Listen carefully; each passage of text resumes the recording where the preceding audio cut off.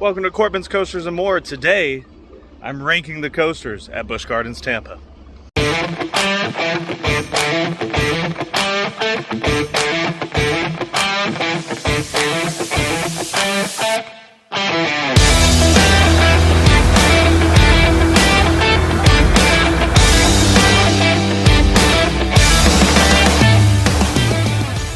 Like I said, Busch Gardens Tampa today. I'm going to do all the coasters ranked from 10th to 1st. I have been on all of them. Yes, they even allow you to ride the kiddie coaster here, which is great. I am going to try to bring up something good about each one, even the bad ones. And I'm going to try to bring up a negative even about the best coaster in the entire park. So let's start with, so we got to start with number 10. My least favorite coaster at Busch Gardens is the Grover coaster. Sorry, Air Grover. It's called Box Derby Grover cars or something in the other Sesame Street parks. There's about 5 or 6 of these countrywide, and they're all the same. They're all really short, and they only go one round, which for a kiddie coaster is kind of unusual. They're taller than your average kiddie coaster, but nothing that exciting. I mean, it's a good first coaster, I suppose, but just way too short. It's literally about 15 seconds, including the lift hill. But they let adults ride it, like I said, so that's a good thing. You can get the credit to get all 10 credits here in Tampa. So all the rest are going to be better than this, and all of them are going to have at least some thrilling elements. At number 9, Sand Serpent. This is the only ride in the park that I would really call bad. Yeah, it's another family-friendly ride, but this one is kind of rough. The reason it's above Air Grover is there's at least some thrill to this one. You do have the one airtime hill, you have the normal Wild Mouse turns. Not my favorite Wild Mouse, and I'm not a huge Wild Mouse fan, so this just barely misses my bottom 25 of all time. I always try hard not to ride it. At number 7 is a classic, an old Schwarzkopf Scorpion. It's been here for a long time. And it's not quite in my top 100 overall, but for a coaster ranked so low, it actually has quite a lot of positives. It is extremely intense, especially on the helix, also the vertical loop. The problem is, that's really all the ride is. And this is one of a few rides at Busch Gardens that is single ride ops all the time, or single train ops, sorry. Because they only have one train for the entire ride. You can hear how rough it rides too. But for a classic Schwarzkopf, it actually doesn't run that poorly. But that is the entire ride, so can't put it any higher than this. But still not a ride you gotta skip. Still pretty fun. Number 7, this is one I go back and forth on. And right now I'm 4th, and it's inside my top 100. Number 94 overall. Number 7 in the park though. So that tells you how good this park is. This ride is one of the coolest looking rides. It is one of the original mega B&Ms. It's one of the first large-scale B&M coasters. It's a sit-down model, and man, is it loud. The positives about this ride are the layout is absolutely incredible, especially the first half. You get tons of speed, tons of positive Gs. And like I said, it's just a pretty ride. But it is so shaky and so rough.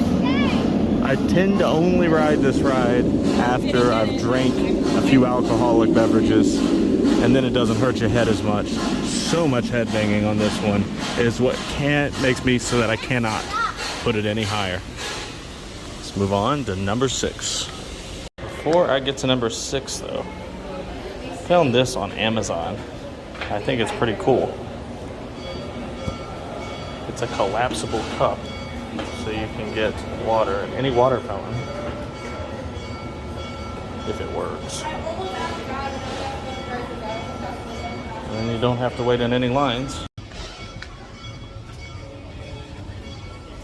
And then the cool thing is it collapses right down into your pocket when you're done.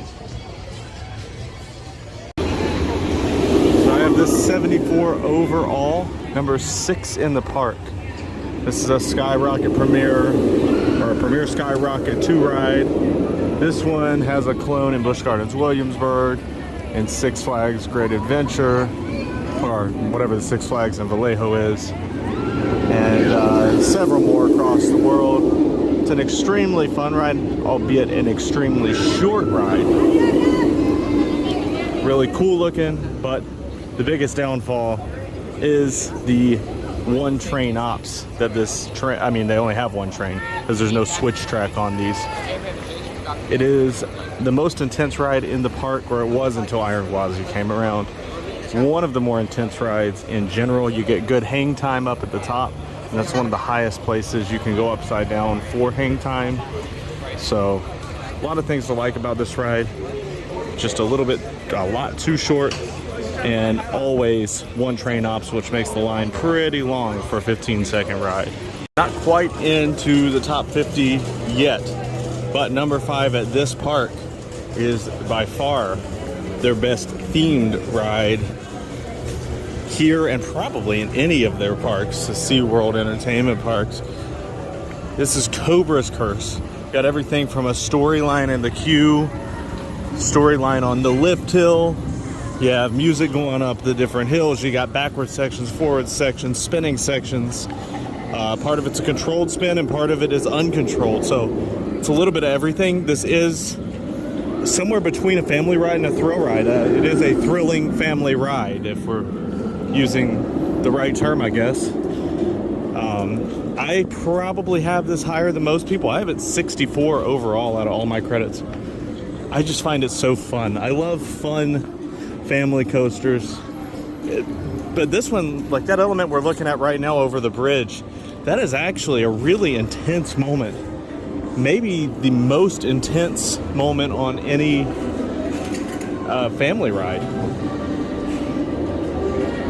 So Cobra's Curse got right here at number 5.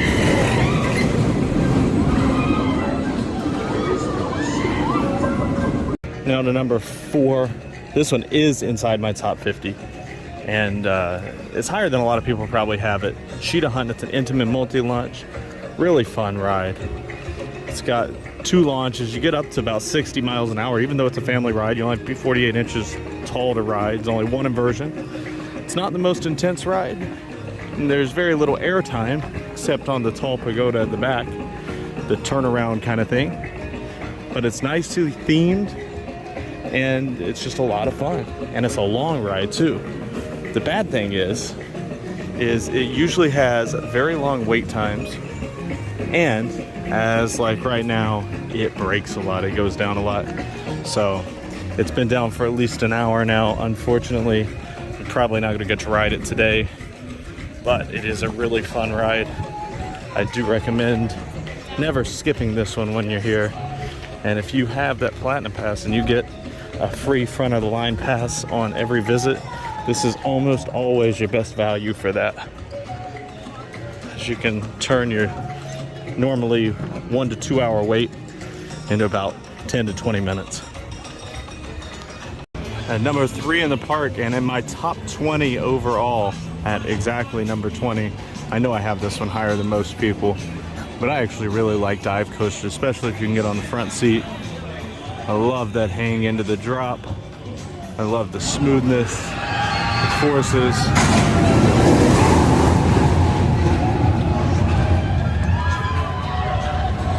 And this is the best B&M in the park. I'm gonna try to get on it right now before it rains. Almost forgot, I said I'm doing negatives on every ride. This one's tough, but I know I've said it before on another ride or two, but for this one I got to say the length. It's not the longest ride. but everything else pretty darn good. Oh, also, especially before it warms up some days, it's got one of the worst B&M rattles on any coaster. But it's not every day, it just depends. Got off secret, man, is it a good ride, but I did find something to put on the negatives list for sure. They have the new policy. They have a new policy that says you can still take off your shoes and put them over on the side, but you can't put your phone in your shoes, which is what I've always done, because then someone might steal it. Even though there's signs everywhere that say, we're not responsible for your lost items like they do at every other park. So, kind of didn't like that, especially because at Montu they did not have the same rule. So, I'm about to do a video, it'll probably be my next one, on dumbest policies at theme parks in the country. If you have any, make sure to put some in the comments below and see if I've forgotten any, or if there's any at parks that I haven't been to that I need to add on to that list. Trying to compile a top 10 on that as well. On to number 3. At number 2 in the park, 14 overall, I have Montu, the best B&M suspended coaster in the world.